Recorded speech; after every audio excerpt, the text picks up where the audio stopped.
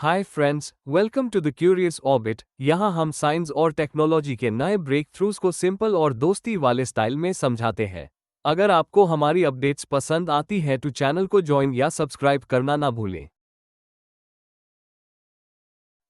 ए flat बात करते हैं चीन के इस महीने के सबसे जबरदस्त डेवलपमेंट की। एक्सपेंग एरो एचटी ने अपने लैंड एयरक्राफ्ट कैरियर फ्लाइंग का प्रोजेक्ट को ऑफिशियल ट्रायल प्रोडक्शन फेज में डाल दिया। ये पूरा सेटअप ग्वांगझो के वांगपू डिस्ट्रिक्ट में लोकेटेड है और एरिया लगभग 1,20,000 स्क्वायर मीटर के आसपास है। कॉन्सेप्ट बहुत हाई इंटरेस्टिंग लगता है। ग्राउंड पर एक powerful 6x6 extended range electric one चलती है और उसके साथ एक डिटैचेबल 2-सीटर EVTOL फ्लाइंग मॉड्यूल जुड़ता है। मतलब एक ही व्हीकल से आप लैंड और एयर दोनों मोड्स यूज कर सकते हैं। वन की लेंथ करीब 6.3 मीटर होती है। यह 800 वोल्ट सिस्टम पर काम करती है और लगभग 1000 किलोमीटर की ग्राउंड रेंज प्रोवाइड करती है। Flying module carbon fibre frame से बना होता है और लाइटवेट डिजाइन के साथ 8 रोटर्स यूज करता है, जिससे 150 किलोमीटर की क्रूज स्पीड मेंटेन होती है। बैटरी पैक 20 किलोवाट आवर का होता है, जिससे 30 से 45 मिनट तक की स्मूथ फ्लाइट मिलती है और ये setup personal commute, emergency access और रिमोट एरियाज के लिए काफ़ी प्रैक्टिकल लगता है। प्योर प्लेटफॉर्म को मैनेज करने के लिए एक्सपेंग का advance XNGP AI system use होता है, जो रूट प्लानिंग, फ्लाइट स्टेबिलिटी और सेफ लैंडिंग को स्मार्ट तरीके से हैंडल करता है। डिमांड भी काफ़ी स्ट्रॉन्ग दिख रही है। कंपनी को 5,000 से ज़्यादा कंफर्म प्री ऑर्डर्स मिल चुके हैं और प्राइस लगभग 2 मिलियन RMB राखी गई है। टारगेट भी क्लियर है। 2026 तक एक्सपेंग हर साल 10,000 यूनिट्स प्रोड्यूस करना चाहता है, जहां एक फ्लाइंग कार लगभग 30 मिनट में असेंबली लाइन से तैयार हो जाती है और आगे चलकर ये फ्लाइंग का कॉन्सेप्ट चीन के फ्यूचर मोबिलिटी विजन को एक स्ट्रॉन्ग डायरेक्शन देता।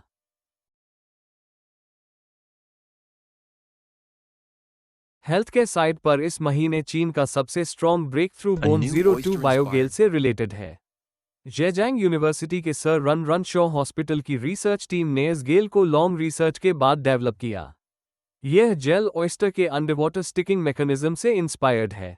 इस वजह से वेट या ब्लडी सर्जिकल कंडीशंस में भी ये सिर्फ 2 से 3 मिनट के अंदर फ्रैक्चर्ड बोन फ्रैगमेंट्स को एक्सट्रीमली स्ट्रॉन्ग बॉन्ड देता है। डॉक्टर्स इसे डायरेक्ट सिरिंज से अप्लाई करते हैं। इससे बड़ी इंसिजन की ज़रूरत नहीं पड़ती। प्रोसीजर फास्ट होता है और कंट्रोल में रहता है। बॉन्डिंग स्ट्रेंथ काफ़ी पावरफुल होती है। करीब 5 मेगापास्कल शेयर और 100 मेगापास्कल कंप्रेशन तक मेंटेन कर लेती है। यह स्ट्रेंथ ट्रेडिशनल मेडिकल एडहीसिव्स और मेटल प्लेट्स से कंपेयर करें तो काफ़ी ज़्यादा रिलायबल फील होती है। क्लिनिकल यूज़ ऑलरेडी 150 से ज़्यादा ह्यूमन केसेस में हो चुका है। रिस्ट, हिप और टिबिया जैसे कॉम्प्लिकेटेड फ्रैक्चर्स में भी हीलिंग स्टेबल रही। इन्फेक्शंस रिपोर्ट नहीं हुए। क्विक सेटिंग के वजह से बोन अलाइनमेंट इमीडिएटली सपोर्ट हो जाता है। ब्लड लॉस कम होता है। पेशेंट को अर्ली मूवमेंट मिल जाती है। सर्जन्स के हिसाब से ये अप्रोच सर्जरी टाइम को डीपली रिड्यूस करती है। पोस्ट ऑपरेटिव कॉम्प्लिकेशंस भी लो रहते हैं। ड्यूरेबिलिटी भी इम्प्रेसिव है। बॉन्ड इजीली 400 पाउंड से ज़्यादा लोड हैंडल करता है। 6 महीने के अंदर ये मटेरियल बॉडी एंजाइम्स के थ्रू नेचुरली डिसॉल्व हो जाता है, किसी भी टिश्यू को इरिटेट किए बिना। रिकवरी टाइमलाइन फास्ट होती है। रिहैब स्मूथ हो जाता है। हार्डवेयर रिमूवल जैसी सेकंड सर्जरी अवॉइड हो जाती है। साइंस और AI की दुनिया में इस महीने चीन की तरफ से एक बहुत हाई महत्वपूर्ण अपडेट सामने आया।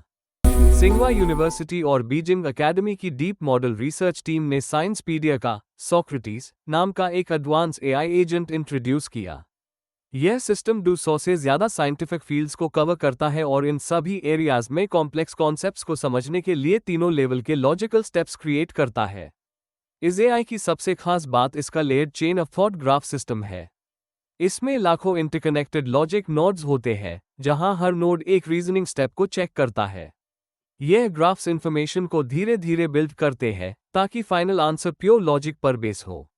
और सबसे इंपॉर्टेंट ये कि इस प्रोसेस को multiple AI models cross verify करते हैं, जिससे गलत या रैंडम आंसर्स की प्रोबेबिलिटी बहुत कम रहती है।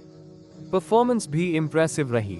रीसेंट टेस्ट्स में मैथ और GSM-8 का जैसे टफ बेंचमार्क्स पर इस AI ने लगभग 92% एक्यूरेसी अचीव की। रिसर्च कम्युनिटी का मानना है कि सोक्रेटिस AI साइंटिफिक रिसर्च को एक नए लेवल पर ले जा सकता है। क्योंकि ये complicated physics equations, chemical reactions, genetic patterns और ड्रग सिमुलेशन जैसे टास्क्स को समझने में साइंटिस्ट्स की मदद करेगा। इस एआई का एक और फायदा ये है कि ये क्वेश्चंस ऑटोमेटिकली जनरेट करता है। यानी अगर साइंटिस्ट किसी टॉपिक पर स्टडी कर रहा हो, तो सोक्रेटिस उसके आगे वाले लॉजिकल क्वेश्चंस खुद बना कर प्रेजेंट कर देताएगा।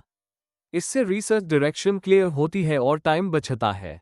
अगर देखा जाए तो यह फ्यूचर में साइंटिफिक डिस्कवरी के लिए एक पावरफुल गाइड बन सकता है।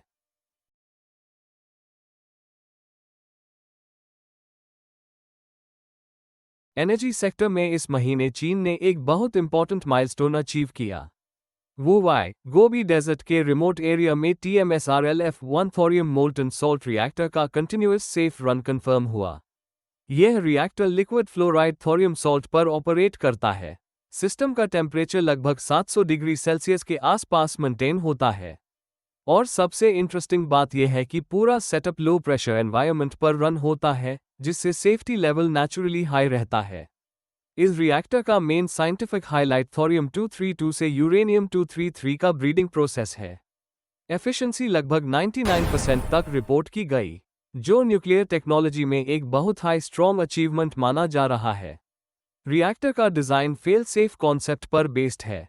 अगर किसी रीजन से ओवरहीटिंग सिचुएशन क्रिएट हो जाए तो मोल्टन सॉल्ट ऑटोमेटिकली ड्रेन हो जाता है। इससे मेल्टडाउन का रिस्क ऑलमोस्ट जीरो हो जाता है। चीन के पास थोरियम का मैसिव रिजर्व भी मौजूद है। इस वजह से फ्यूचर एनर्जी प्रोडक्शन में लॉन्ग टर्म स्टेबिलिटी और इंडिपेंडेंस का स्कोप बढ़ रहा है।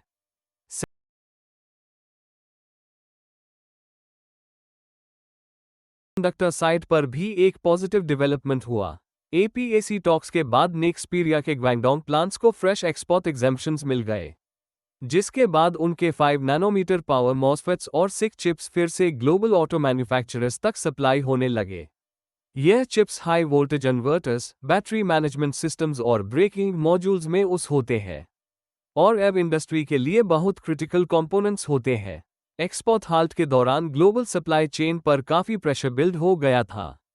कई ऑटो कंपनीज को प्रोडक्शन स्लो करना पड़ा, लेकिन एग्जेम्पशंस के बाद सिचुएशन रैपिडली इंप्रूव हो रही है।